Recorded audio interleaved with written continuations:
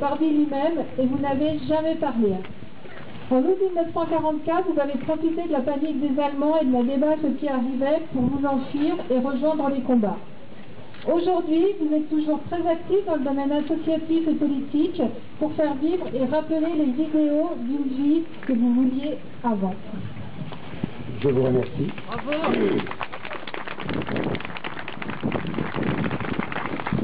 Mesdames, Messieurs, chers amis, c'est un très grand honneur pour moi de prendre la parole en ce haut lieu de la résistance armée que fut le plateau des Glières. Je tiens à rappeler que quelques-uns des rescapés des Glières ont par la suite rejoint le bataillon FTP Moïse Carmagnole à Lyon et que j'ai eu le plaisir de combattre à leur côté. Je ne vous cacherai pas non plus que je suis heureux de représenter en ce lieu mythique l'amicale des anciens FTP Moïse du bataillon Carmagnole. Je me suis engagé en résistance en 1941. Cela fait 69 ans que je milite. Au crépuscule de ma vie, c'est avec une grande fierté que je me penche sur mon passé. Même en le regardant avec un œil critique, non, je n'ai rien à regretter.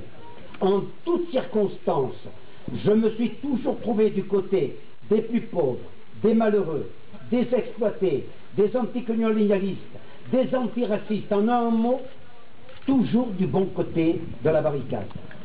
À 84 ans, malgré l'âge, la maladie et la fatigue, et avant que j'aie dû boucler mes valises, comme dit une chanson de Jean Ferrat, je souhaite démontrer que je garde encore en moi ce même idéal, cette même flamme, cette même volonté de changer ce monde qui permit à beaucoup de mes camarades de tomber face à l'ennemi en criant « Vive la France, vive la liberté, vive le Parti communiste !» Bravo! Ils sont tombés animés par un idéal qui permettait à un homme et à une femme de se sublimer et de se sublimer à son insu. Ils sont tombés, convaincus qu'ils donnaient leur vie pour un monde meilleur. Ils combattaient pour libérer la France, pays de la liberté et des droits de l'homme, la France de la Révolution, la France de la Commune, la France, le seul pays au monde dont les bâtiments publics portent ces trois mots: liberté, égalité, fraternité. C'est pour ces raisons que nos parents, fuyant les persécutions fascistes de Mussolini, d'Hitler, Franco et consorts, avaient choisi ce pays pour s'y réfugier. Internationalistes, c'est aussi pour ces raisons que sur notre drapeau flottait le drapeau tricolore de Valmy. Drapeau que nous n'avions pas eu à l'époque la sottise de randonnée aux pétainistes qui prétendaient usurper la nation, comme aujourd'hui certains l'abandonnent au Front National.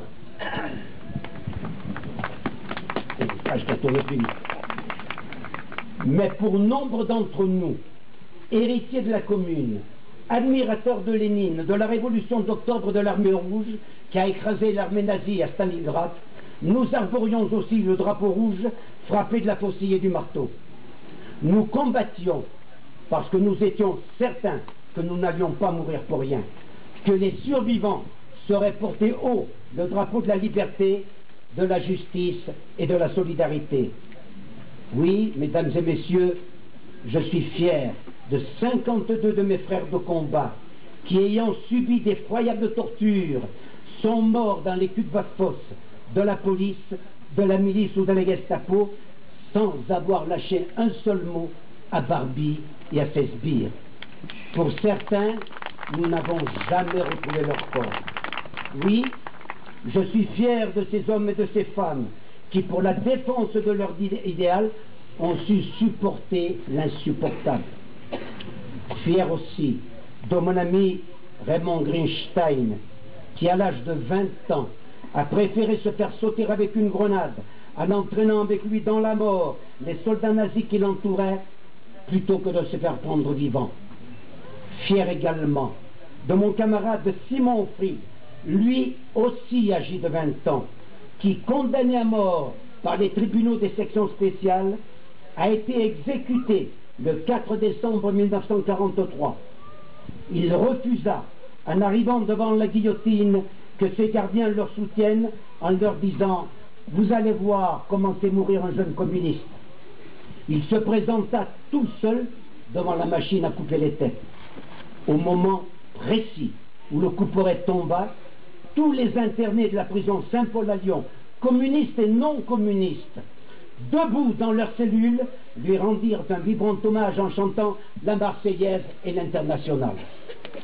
J'ajouterai que le 24 août 1944, au moment où éclata l'insurrection de Villeurbanne, alors que je me trouvais prisonnier au fort Montluc à Lyon et que mes camarades de Carmagnole se battaient dans les rues de cette ville, les 950 internés de cette sinistre prison enfoncèrent les portes de leurs cellules en chantant la Marseillaise et l'Internationale, avant même que les nazis n'aient complètement évacué le fort Montluc où ils avaient commis tant de crimes.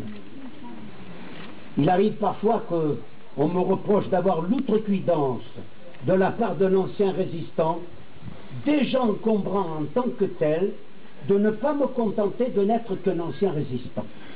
Je me comporte, paraît-il, un octogénaire qui, loin de s'assagir avec l'âge, je suis comme les vieux mulets des Alpes, plus rétif encore en devenant vieux.